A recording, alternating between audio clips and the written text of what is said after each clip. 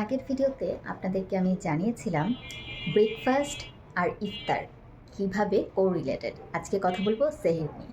সেহরিটা হবে আমরা নর্মালি দুপুরে যে রকম খাবার খাই সেরকম।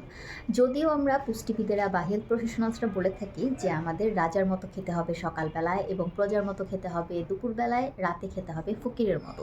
কিন্তু আমরা বাংলাদেশের প্রেক্ষাপটে দুপুরেই বেশ ভারী খাবারটা খাই। আমাদের সেহরিতেও কিন্তু এই ভারী খাবারটা দুপুরের মতোই হতে হবে।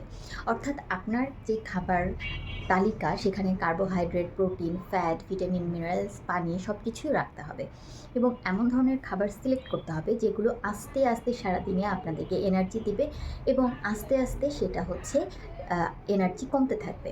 যদি আপনি সরল শর্করা বা সিম্পল সুগার বা এমন কোনো খাবার গ্রহণ করেন যেগুলো আপনাকে খুব দ্রুত এনার্জি দিবে এবং দ্রুত এনার্জি কমে যাবে, তখন কিন্তু আপনি দেখবেন যে দুপুরের যে সময়টা এটার পরেই আপনার অনেক বেশি ক্লান্ত লাগবে এবং যখন আপনি ইফতার করবেন এরপরে আর কোনো প্রকার এনার্জি আপনি পাবেন না, একেবারেই ক্লান্ত লাগবে, অলস লাগবে।